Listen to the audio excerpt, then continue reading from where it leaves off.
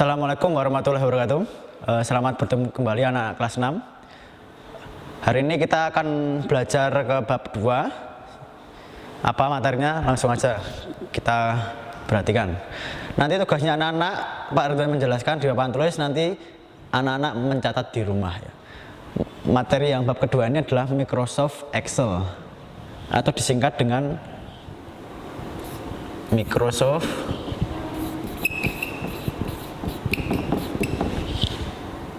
Excel. Excel. Fungsi dari Microsoft Excel adalah secara sederhana ya, untuk mengolah angka. Baik, kita melanjutkan yang tadi. Nah, karena tadi ada halangan, kita langsung aja ke PowerPoint-nya ya. Baik. Microsoft Excel ya, tadi sudah saya jelaskan. Ini fungsinya, saya ulangi lagi, adalah software yang digunakan untuk mengolah angka secara sederhana ya. Fungsi atau kegunaan Microsoft Excel dalam pekerjaan sehari-hari antara lain: yang pertama, membuat, mengedit, mengurutkan, menganalisa, meringkas data. Yang kedua, melakukan perhitungan aritmatika dan statistika.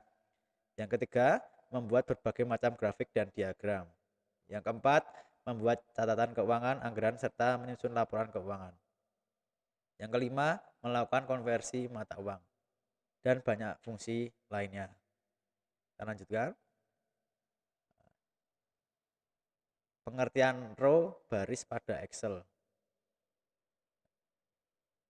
Yang pertama, row itu adalah, dalam bahasa Indonesia diartikan sebagai baris, adalah bagian dari worksheet yang melintang horizontal ke samping dan ditandai dengan nomor 1, 2, 3 sampai segitu ya, banyak ya.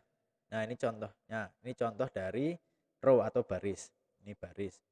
1, 2, 3, 4, 5 sampai berapa ini? Banyak banget. Nah, itu yang namanya baris. Yang kedua, kolom. Apa itu kolom? Kolom adalah, dalam bahasa Indonesia diartikan sebagai kolom, merupakan bagian dari worksheet yang melintang vertikal ke atas dan ditandai dengan huruf A, B, C, dan seterusnya. Nah, seperti ini contohnya. Ini kolom. Kolom A, kolom B, kolom C. Nah, ini kolom C yang ditandai seperti ini. Ini sampai banyak, nanti bisa sampai X juga bisa, sampai Z bisa. Lanjut. Sekarang pengertian sel. Nah, apa itu sel? Nah, sel itu adalah sebuah kotak kecil pada worksheet yang merupakan titik pertemuan antara baris dan kolom. Jadi pertemuan baris dan kolom pada satu titik itu namanya sel. Sebuah sel biasanya diberi nama atau alamat sesuai dengan nama kolom dan nomor barisnya. Misalnya, titik pertemuan antara kolom C dan baris nomor 5 disebut dengan sel C5. Dengan kata lain, sel C5 merupakan sel Excel yang berada di kolom C dan baris kelima. Nah, ini contohnya. Ini contoh sel C5. Nih, di kolom C, di baris ke-5. Jadi namanya sel C5. Lanjut. Sekarang pengertian ring atau rentang. Apa itu ring? Ring adalah gabungan dari beberapa sel, baik dalam satu atau beberapa baris dan kolom. Sekelompok sel yang tergabung dan disebut dengan ring di sini biasanya bisa di dalam satu baris atau kolom maupun beberapa baris dan kolom. Ini contoh ring satu baris, misalnya A1 sampai F1 itu ring satu baris. Contoh ring satu kolom, misalnya A1 sampai A5 itu satu kolom. Contoh ring beberapa kolom dan baris, ini gabung ring antara kolom dan baris. Nah, ini contohnya. Ini contoh dari yang ring kolom dan baris. Nah, lihat ya, ini gabungan atau ini antara barisnya ada di C, dimulai dari C3 sampai C7. kolomnya dimulai dari D7 sampai D3 sampai D7. Jadi ini rank gabungan dari rank ini adalah C3 sampai D7. Ini rank gabungan dari baris dan kolom. Jika hanya rank dari satu kolom, berarti maaf ya. Jika ranknya misalnya, jika ranknya cuma satu kolom, berarti misalnya ini kolom A1 sampai A5. Berarti ini A1 sampai A5. Nah, ini namanya rank. Ini namanya rank. Buat alat tulis. Nah, ini misalnya rank satu kolom. Berarti A1 sampai A5. Berarti ini A1 sampai A5. Nah, ini namanya rank satu kolom. Nah, ini 1 sampai 5. Terus berikutnya ganti warna hijau. Rank satu baris.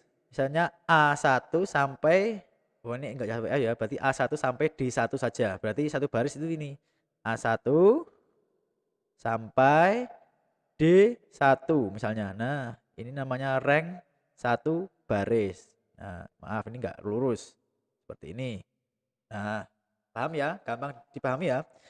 Jadi rank satu baris yang warna hijau, rank satu kolom yang warna biru ini.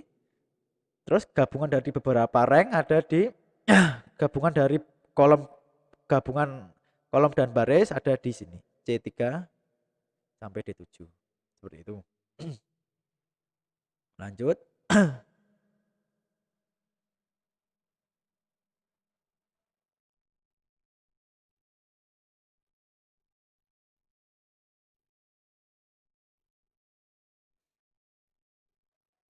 Nah, rumus-rumus dasar pada Excel. Ini harus dihapus dulu aja ini.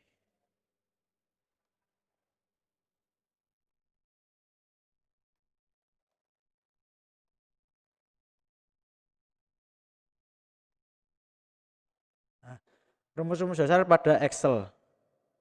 Yang pertama, apa aja? Nah, yang pertama ada sum. Yang kedua produk, yang ketiga average, yang keempat max, yang kelima min, yang keenam rank, yang ketujuh if. Nanti kita bahas satu-satu apa maksudnya. Yang pertama sum. Sum, rumus sum ini digunakan untuk melakukan penambahan data yang bersifat angka. Cara ini efektif apabila data yang dijumlahkan merupakan data dengan jumlah yang banyak. Ini cara menulis rumus sum. Yang pertama harus kita tandai sama dengan dulu, habis itu sel awal dan sel akhir dari yang mau kita hitung. Ini contohnya. Nah, ini contoh ya. Ini. Misalnya ini ulangan kelas 6. Namanya Benzema, nilai IPA-nya 100, nilai matematikanya 90, nilai bahasa Indonesia 95. Nah, di sini ada kolom jumlah. Caranya biar kita nggak menghitung dengan rumus, kita ketik sama dengan dulu, baru sum. Karena ini di sel C3 dan berakhir di sel E3, maka dari itu kita tulis di sini lambangnya sama dengan sum dan buka kurung C3.2 E3, tutup kurung, enter, nanti keluar angkanya. Semudah itu ya. Nah, sekarang yang kedua average. Average yaitu digunakan untuk mencari rata-rata dalam kumpulan data nominal. Cara menulisnya sama seperti sum tadi, bedanya cuma kalau penjumlahan menggunakan sum, kalau rata-rata menggunakan average. Sama, hampir sama. Nah, ini contohnya. Sama, IPA nilai Benzema ini IPA-nya 100, matematika 90, bahasa Indonesia 95. Nah, di sini adalah kolom untuk jumlah. Karena kita mencari rata, berarti harus kita masukkan ke kolom rata-rata. Sama, karena yang kita cari rata-ratanya di baris ini berarti cuma seperti ini. Nah, lanjut. Sekarang ring. Fungsi ring adalah untuk mencari urutan angka dari yang terbesar atau terkecil. Maksud saya untuk mencari urutan angka dari terbesar ke terkecil atau sebaliknya.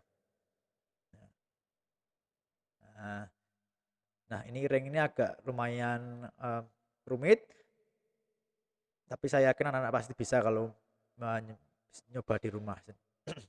Nah, ini angkanya sudah saya lengkapi ya. Ini segini semua. Nih, jumlahnya tadi jangan lupa menggunakan sum. Rata-rata di sini di kolom G. Ini rata-rata menggunakan average dan ranking ada di H. Untuk mencari ranking berarti kita menggunakan nilai rata-ratanya. Rata-rata yang ada di G1 sampai G3 sampai G3 sini sampai ke G7. Ini rank rata-ratanya nanti buat kita mencari ranking. Nah, ranking yang pertama itu Benzema, nanti ranknya berapa kita tidak tahu. Nah, di sini kita masukkan rumus dulu. Sama dengan rank, kita mulai dari G3 karena awalnya di G3 sini. Titik koma. Ini tanda dolar ya, atau tanda dolar bisa diaktifkan dengan menekan tombol shift dan angka 4. Nah, ini. Terus G, huruf G, tanda dolar lagi 3. 3 menandakan kita di G3 tadi rata-ratanya. Titik 2, tanda dolar lagi G, dolar lagi sampai akhir sini G7. Nah, tutup kurung, enter, selesai. Nah, akan seperti apa hasilnya nanti.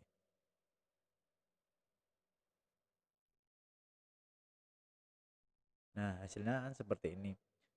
Dari data tersebut, dari ulangan kelas 6 bisa dilihat ranking 1 Ronaldo, ranking 2 Benzema, ranking 4 Messi, ranking 5 Dybala, seperti itu. Nah, mungkin agak rumit kalau nggak dicoba langsung di komputer ya. Nah, max. Apa itu max? Merupakan rumus yang digunakan untuk mencari nilai tertinggi dari sekumpulan data. Cara menulisnya adalah sama seperti yang lain, harus diawali dengan sama dengan max, sel awal, dan sel akhir. Berikutnya min, kebalikan dari max. Min merupakan untuk mencari nilai terendah dari sekumpulan data. Nih, cara menulisnya seperti itu. Gampang. Ya. Untuk materi hari ini, minggu ini cukup sekian. Pak Ridwan Hadi, wassalamualaikum warahmatullahi wabarakatuh.